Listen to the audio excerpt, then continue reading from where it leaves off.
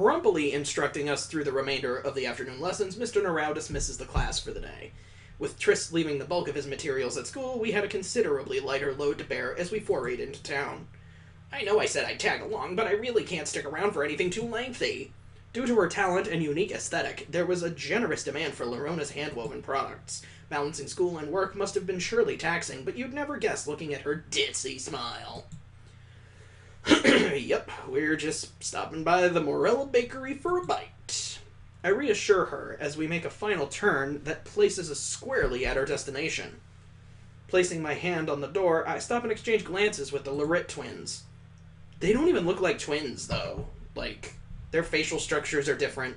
They just have the same color eyes. Like, their hair is a different color, different style. But, like, seriously, like, their facial structure is different. I know there's the other type of twin, but, you know. With puckish grins on their faces, they nod back at me. Yeah, it's puckish. It's puckish. Newfound determination lights inside me as I push open the door to familiar reception. Oh, great, another character. Welcome to the Morella The docile... That was docile. The docile voice that greets us quickly transforms into squeaks of terror as three silhouettes dash forward with impeccable speed.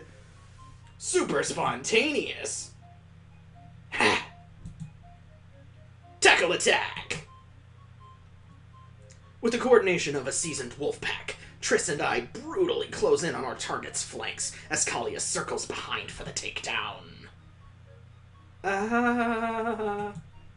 Tickle, tickle. Oh, that's a tickle inside. Boing, boing. Glomp, nom. What the frig? Stop! Alouette can't take anymore. And she did. After biting into the spoils of our successful hunt to our heart's content, they bit her? We finally relent to let Alouette catch her breath. Can't believe we were all on the same page. The Larit twins exchange a painful-looking of forehead 5 to celebrate our clean kill. Ow! Not so hard, dummy.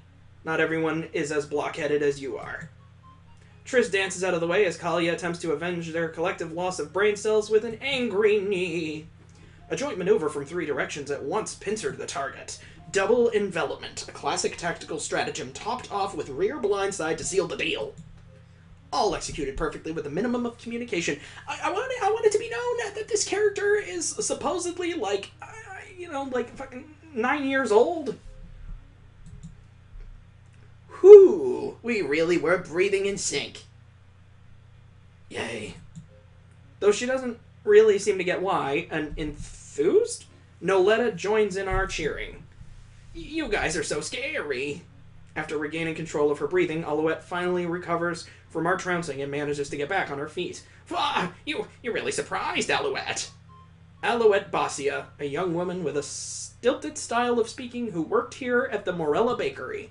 Though she was twice my age with change to spare, the impression she gave off could be likened to a small woodland animal. Is that really a way you say that? Why not just say she's 18? Or with change, she's 20. Why is Alouette so irresistibly huggable? This calls for further investigation. Patapyon. Boing. In the name of science, I press my cheek up against her and start nuzzling her. This is hysterical. Pachi Pachi. What? Alouette responds with similar nonsense noise as she caresses, again with the caressing. This is like the third person who's been caressed. With a serene expression. Hey, me too. Pet me too. Poobah. He didn't talk. The Larit twins push and shove as they struggle for the right to be spoiled by Alouette as well. Alouette only has 2 hands. While Alouette had 2 younger siblings, she was used to pampering 3 at once. Must have been beyond what she was accustomed to. You look like a sunbathing kitten, Alouette. There are ways of reaching out and connecting with others, even for those who are poor at expressing themselves through speech. It was through interacting with Alouette, through such a method, touch, that we've come to understand how much of a sweetheart she truly is. That's deep, man. Hey, can't you see you're imposing on Alouette? Seemingly interpreting Alouette's monopoly of our noggins as an infringement on her territory, Lorona tries peeling us away. Big sis Lorona can dole out wicked pats, too. Oh, she said that. But though she does her best to emulate Alouette, it simply is not meant to be. It doesn't feel half bad when you brush my hair, but you suck at giving out head pats, Lorona. With a solemn shake of his head, Triss extends a disapproving thumbs down. I don't get it. How hard could it be? Lorona, my friend, the art of head pats is a path that can only be pursued when one has cleared their mind and heart. Isn't your anxiety and jealousy bleeding into your movements? Unable to be sated by Lorona's ham-fisted malarkey, we abandon her in favor of Alouette's seamless strokes. No! Where did I go wrong? When did I stray from the light? It was no exaggeration to say Alouette was a master at this hapti form of communication. The way she gradually adjusted pressure from delicate to firm, migrated at perfect intervals from spot to spot, and mixed it up between her nails, finger pads, and palm was simply superb. I just want everyone in the viewing audience to know that our hapless narrator is spending this time narrating being pat on the head. Jesus Christ. But even more important than her peerless form and technique was the calming aura and pure intent her movements projected. Whenever she touches it, they're still going. It feels like your heart connects with hers for the briefest of moments. Noletta too. Alouette, we'll pet Noletta too. Noticing Noletta standing off by herself, Alouette tries reaching out to her. She smacks her away. However, Noletta doesn't budge an inch. Without a word, she stares on silently at Alouette's outstretched arm. Unsure how to interpret Noletta's response, Alouette tiptoes into range and bashfully runs her fingertips against Noletta's snow-white tresses. Meep, mew, Noletta has such soft, boofy hair. Bleh. That's no good, Noletta. You can't get head pats unless you make gibberish sounds, too. Yeah. Ooh-ah, you sound like a constipated cat. You have to put your heart into it, Noletta. However, Noletta steps back from Alouette in a show of unmistakable rejection. Though she seems confused and distressed, Alouette's attention is quickly diverted by the needy Lorette twins. What's the matter, Noletta? Sidling up to her, I whisper to her in a hushed voice. Alouette smells. Is that what it is? I'm pretty sure she knows how to bathe on her own, unlike a certain someone at first. My banter doesn't seem to lighten the mood, though. Yeah, imagine that. Telling somebody, what are you talking about? You smell worse. She smells like the mist. The what? It's different, but also the same. Huh, is that so? I don't know what you mean by that, but she's a good-hearted person. Always has a smile on her face. Smiling all the time. It's the same. The same as never smiling. But Ade's right. Alouette's not fake. Fake? What meaning did that word hold to Noletta? Regardless, it didn't seem like she disliked or distrusted Alouette, excuse me. I'm not sure I get it then. But Noletta merely shakes her head. I don't know. There are many questions I want to ask, but I decide to stop pressing Noletta for now. Sorry, we're not trying to force you or into anything you're uncomfortable with. I'll make it up to you later with those special Ade brand behind-the-ear rubs you like, okay? So weird. Meanwhile, judging by their, salivating maws, it seemed like the Lorette twins' minds had already moved on to something else. That smell's got me hankering to sink my teeth into something already. You're like a teething puppy, Kalia. The aroma of baked sweets was certainly enticing enough to justify the obscene growls coming from Tristan's stomach. Though, judging by his dreamy expression, he had already skipped ahead of us and ascended to confectionery heaven. Looks like my valuable taste testers are finally here. I don't know why I went with that voice. It just felt right for a thunderous entrance. The person we've been waiting for emerges from deeper within the building. The owner and principal baker of this establishment, Mr. Morella. He was a heartily built man whose laughter made buildings tremble in their foundation. It was something of a routine for us to taste test samples whenever he came up with a new recipe, hence why we were here today. Been tinkering with the nitty-gritties of this batch for a while now. Come, you'll be the first to try it out. The big man smiles jovially as he brings out a tray of cake and begins portioning it out with a knife that seemed comically small in his massive paws. While free treats wasn't anything to sneeze at, the most rewarding part for me was how Mr. Morella used our feedback to push the limits of his work. It's fun being part of the process of iteration and refinement behind creating a new dish. Strawberry and lychee cake is the name of this game this time around. Triss, you dirty rat. Don't go nibbling the corners off my piece while handing it to me. Kalia berates Triss noisily as she smears crumbs all over her nose and cheeks. But Triss just shrugs haughtily in response, as if only rightfully taxing someone for his services. Nobody asked for your help in the first place. With a ferocious lunge, Kalia knees her supposed benefactor in the gut, causing him to spew his mouthful all over Larona's nearby figure. Why me again? It's all over Larona. Look what you did, dimwit. There are better ways to tell a girl you like them, Triss. Mr. Morella guffaws at the lively scene as Alouette and I help pick pieces of cake off of Larona's hair before remorsefully kowtowing Tristan. Collateral damage, that's what my Sakirin would have called it if she were here. Sakirin? I get it, Sakirin. Wow. Was Mr. Morella's cutesy way of referring to his wife, which never ceases to amuse me considering how powerful and influential she is. Refugee, well-versed in technology. Well-versed in technology, extraordinarily nice. She's a killer queen. Satachi Morella was one of the principal forces behind the development of Socotrine's economic sector throughout its golden age and Reconstruction. Her union with Mr. Morella has been a celebrated moment in history, marking the first time a native of Socotrine and an old refugee were joined in matrimony. Okay, I'm glad that they decided to clarify that and say that, I mean, it was this lady and a baker, and they came together and everything's great. And that's all it is because she married a baker. I haven't seen Saki around lately. I hope Papa's not frosting. They're in a cake land, so it's Freudian slip. I'll go with it. I hope Papa's not frosting too much of his responsibilities onto her. Ha ha ha! All I see of Sakurin nowadays is her sulky face when she comes here for a tea break to kvetch about work. I'll have to scold Papa for her when I get the chance. I'm sure she'd appreciate a Sade. That kind of sounded like Shorty, like Shouty. Per Socatrini custom, Chow was a polite term used in conjunction with a shortened form of a name to address children.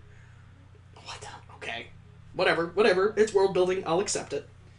Though it is considered endearing, family members and friends rarely use it since it's somewhat formal. But it's like a pet name.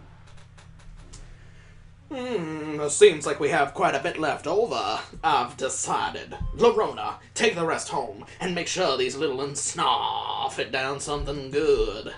Are you sure I can really take all this? They don't get to eat sweets too often, do they? It's a cardinal sin for kids to not have any sweets. Spoken like a true baker. Giving Larona no leeway to decline, Mr. Morella packages up the remaining cake and thrusts it into her hands. You're always looking after those orphans as if they were your own children. It's like you're their mom. So give them cake. Mom and Larona, wah, ha, ha, ha, ha. No, it's nothing like that.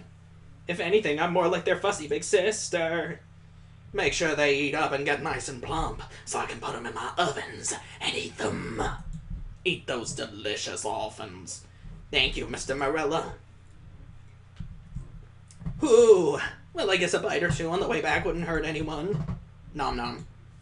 I'm struck by an ominous premonition as Larona idly chips away at the cake, entrusted to her. Optimistic estimates project only a handful of crumbs surviving the journey home, perhaps a dab of frosting if we're feeling generous. Again, this is a 9-year-old girl who is having this inner monologue. So what is the verdict of this trial, children? Mr. Morella's eyes glitter in anticipation at what we have to say. Oh my god. I don't know what they're going to say, but this is something else. Having carefully considered the dessert for a while now, I open my mouth to give my evaluation.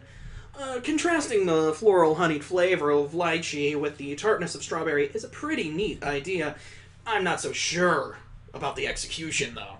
The consistency of the cake is sort of heavy.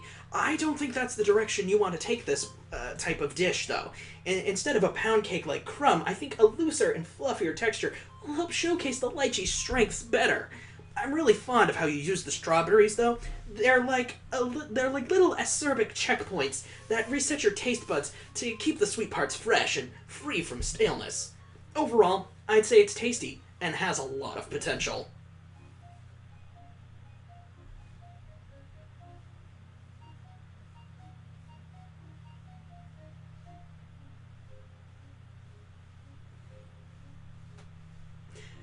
C'est Goudreau. It's sweet. Mr. Morella nods in deep thought at the comprehensive input we provide him. Who knows, if pushed to the limit, perhaps this one could even become a regular selection of the bakery. Oh, a regular selection of the bakery? Well, I'm just going to ignore every other weird thing you said to hear such words of praise from Shawade. In his excitement, Mr. Morella slams his hands down on the nearest counter with such force, resulting in mini-earthquakes that cause our feet to leave the ground. As always, your feedback helps immensely. You can do it, yeah. I'm sure that's what that means. Practically bringing down the ceiling as he skips away, Mr. Morella turns to the kitchen with renewed zeal. It's a nice feeling, helping someone pursue their passion. By telling him his cake is average? That helps him? Audie's so smart. She always knows what to say at times like these. Yeah, she's real smart. Ooh, Audie knows so many big words. That's because she inhales books like some sort of brain slug. What chic. That reminds me. Pretending to have business elsewhere, I slip behind Kalia and jump her. Haven't fulfilled my daily quota for brains yet. Yeah, don't gnaw on my head like that's just job. Ah, that feels so weird. Yeah, that is weird to leap on, even if they are like a close friend. It's weird to leap on top of them, and this is very weird. This is very weird. Not one to be left out, Triss joins in and begins grinding his teeth against her scalp in a bout of brain sucking of his own. What the fuck is going on? They're reading me. Please stop. Whatever you're doing, it's sending shivers down my spine. Yeah, it was kind of more like Kalia's voice. I kind of lost it a little bit. Trying to eat people is bad. Are they? Triss. Anyways, we should be going now. Yeah, let's just leave this completely weird bullshit to the side and pretend it didn't happen. It'd probably be best to wrap things up now for Larona's sake. We'll resume our inquiry into your huggability at a later date, Alouette. Queeby. Dabba-do! I have no idea. Alouette gives us some final parting scritches. Some little scritches! It says scritches! What is this game? Before returning to man the counter. See you, Alouette. Play with us again sometime. I'll return to the tableware next time I drop by. Have a nice day, Alouette. Bye-bye. Waving goodbye to her, we depart from the Morella Bakery. Okay, so we had an existential crisis at the start. We had, school. Or we woke up, we went to school, we finished school, and we gone to the bakery, and now everyone's going home. Okay. When is the violence and gore? After going our separate ways with Lorona and the Loretts at the stream's bend, Noletta and I spot two figures in the distance as we near the Rue cabin. It was Brissal and Mr. Damalure, Papa's proverbial right hand. As they draw near, I take note of a big pot in Brissal's hand. Brissal, I'm back. What's in the pot? Oh, it's empty. It's not. Huh? How did you know? Who would lug an empty pot along like that, Brissal? I'm gonna change his voice. Me. How about me? I like this. I can smell it. Did you make pasta? Yeah. But But you can't eat it. Faced with Noletta's inquiring gaze, Brissol shifts uncomfortably. Well... Seeing that he's struggling, Mr. Domalore chooses then to speak up. Your brother's still learning, Charletta.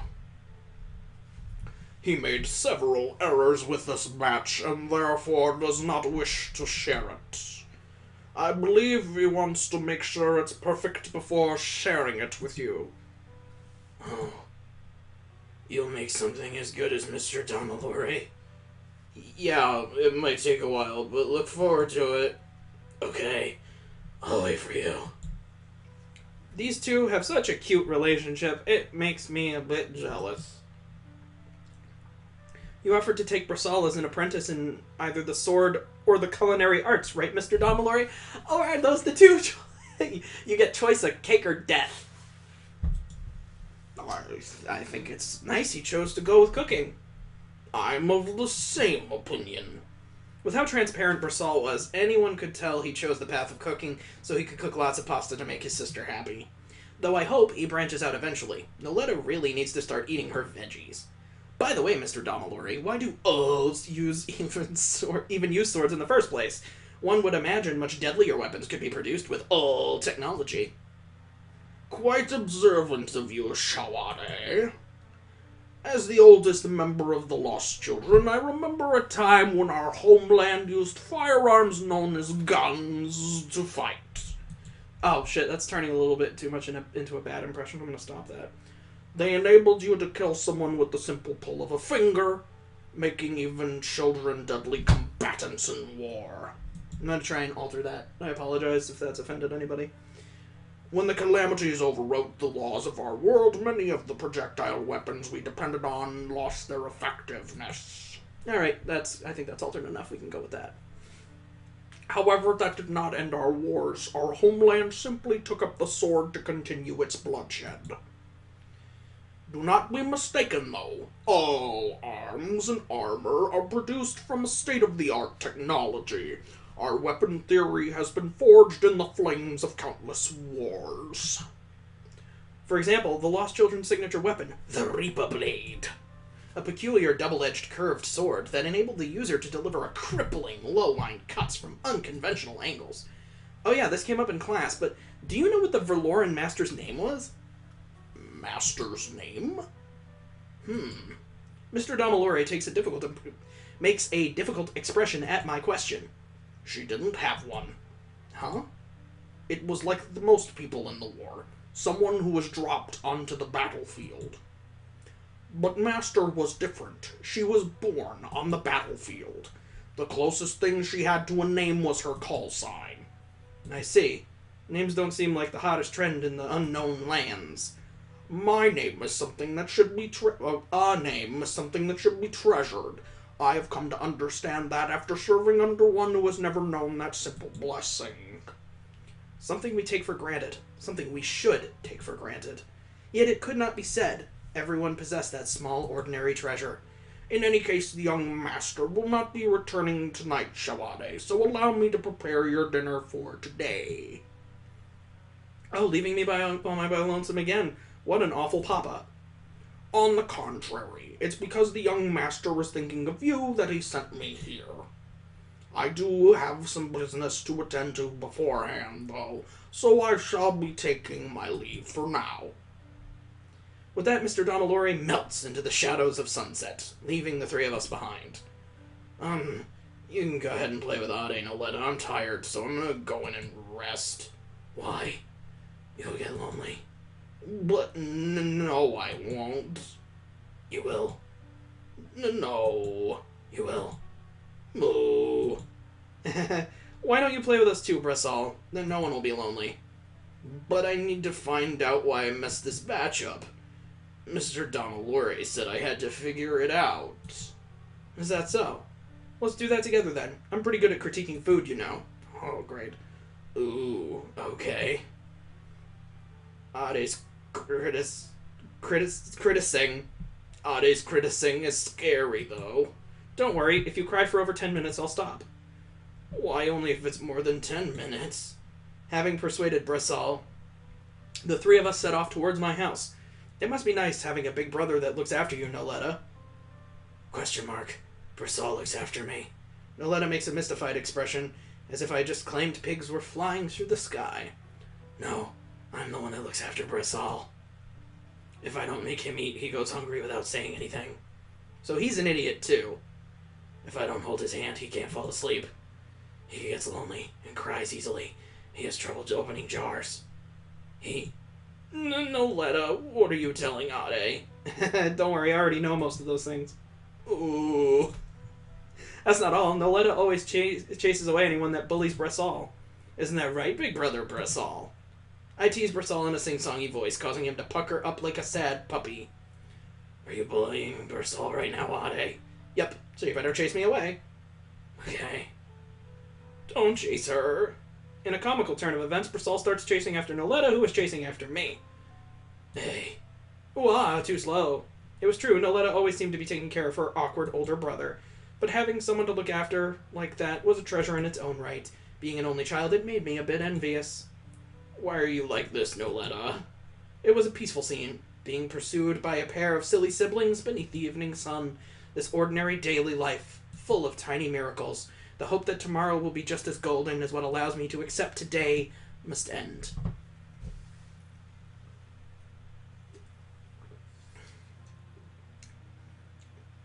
Every book always ends the exact same way.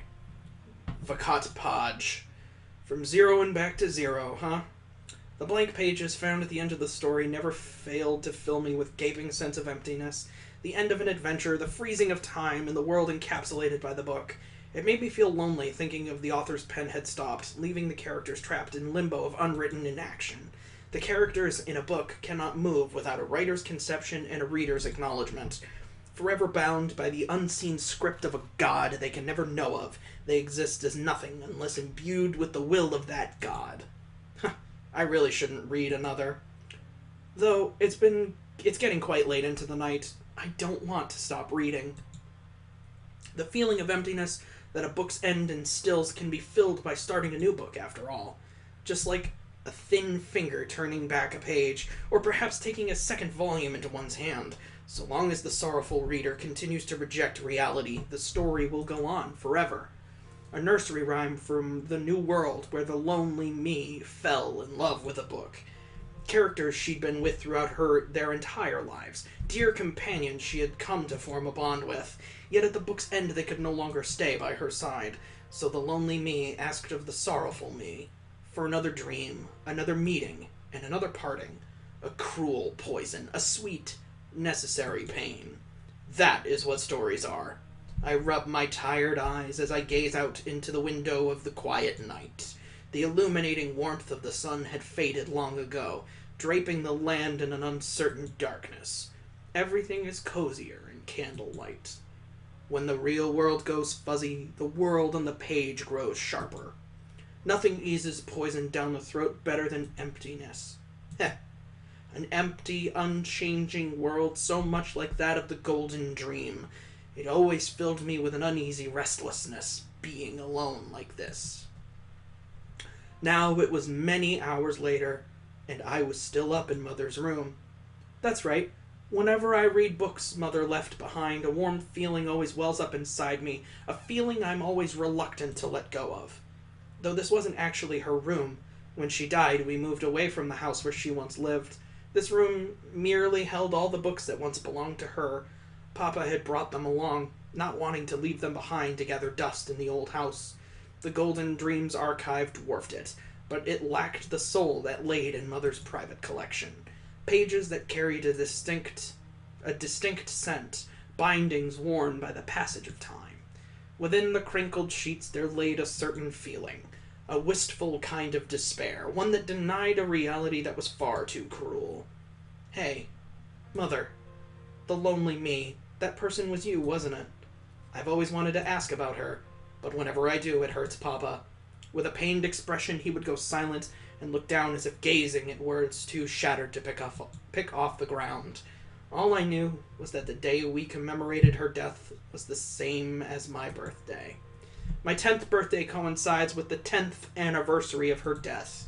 In other words, she had died on the same day I was born. Mother's story ended when mine began. A face I did not know, but one I've always longed to touch and behold. Sometimes I want to imagine her face coming alive, laughing when reading something funny or crying when reading something sad, but I can't. Because to me, she doesn't have a face. Even Papa is afraid of her face is fading from his mind's eye. For me, though, Mother did not exist as a person. Having never known of her, she was nothing more than a nebulous concept, a vague warmth that I couldn't give form to, no matter how much I wished to. The only form of connection I had with her were these books. Why? Why won't you tell me anything, Papa? I heave a heavy sigh. It's about time I call it a day. I'll sleep here tonight as well. Sometimes I wonder if the blankets and pillows here seem more use than the ones in my actual bedroom. Extinguishing the nearby candles, I retreat under my covers and stare up at the dark ceiling. I guess Kalia was right about me being a book-inhaling brain slug. With a little chuckle, I boop an imaginary Kalia on the nose before shutting my eyes to the world. Is this where the death and gore happens?